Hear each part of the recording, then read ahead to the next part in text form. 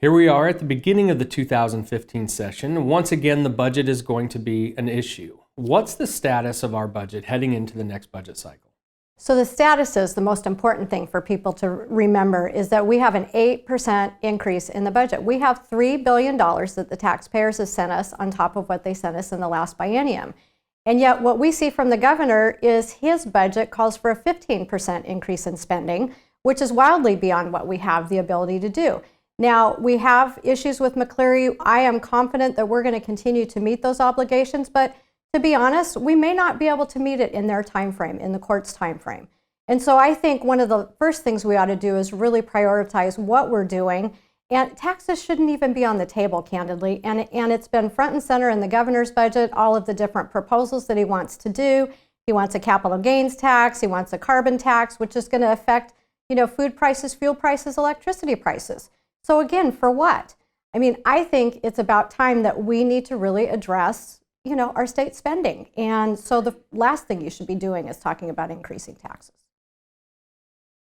Wolves are always a hot topic in the legislature, and especially in your district. What wolf legislation are you sponsoring this year? So I actually have a couple of pieces of legislation. The first one, just to back up, the 7th District is kind of the epicenter of where wolves are coming in. No big surprise. They're coming in from Idaho. They're coming down from British Columbia.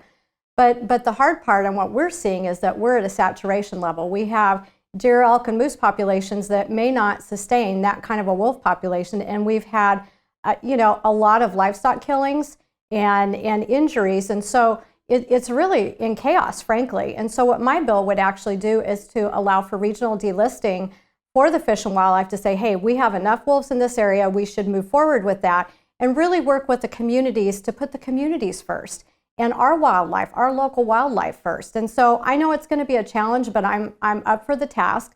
I am continuing to work with my colleagues and really folks who don't believe the way I do to continue the conversation. And we're also looking at a potential fish and wildlife study to study the wolf and the ungulate impacts. So stay tuned on that, but it's a number one priority for me.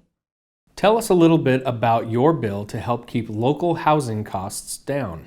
So basically what my bill would do would only allow the State Building Code Council to designate 2 climate zones in Washington State, basically west side, east side. And actually, ironically, that's current statute, but what we had happen 2 years ago is the Building Code Council tried to isolate northeastern Washington from the rest of the eastern Washington counties. Now, you think about that and you say, well, why is that a big deal? Well, if you're a small county, you rely on the larger counties for training, for technical expertise and things like that. And if we have a different set of building code standards, then that makes it hard on our local governments and frankly our local builders. So I'm excited. The bill was unanimously passed out of committee. I think it's sitting pretty good for early floor action, and so stay tuned. Switching gears here, you were recently appointed to a new position within the House Republican Caucus. Tell us what that position is, what it entails, and how it changes some of your daily routine here in Olympia. Well, in November, as part of our reorganization after our elections, I was elected caucus chair, which I am tremendously honored. It's the number 3 position in the House Republican Caucus. And what my duties include is managing all of the things that we discuss in caucus, legislation, strategies, introductions, all of the things that go along with it. So that's been added onto my normal duties as just being a legislator. So what I would say is I will always see constituents no matter what. I will try and make it work, but my duties have definitely expanded to the point where I actually had to drop a committee.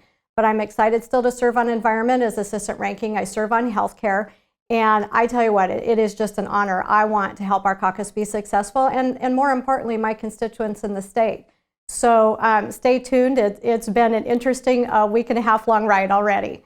You have a new office location, is that correct? I do. I actually moved from the John L. O'Brien building to the legislative building. I'm on the 4th floor in room 427A.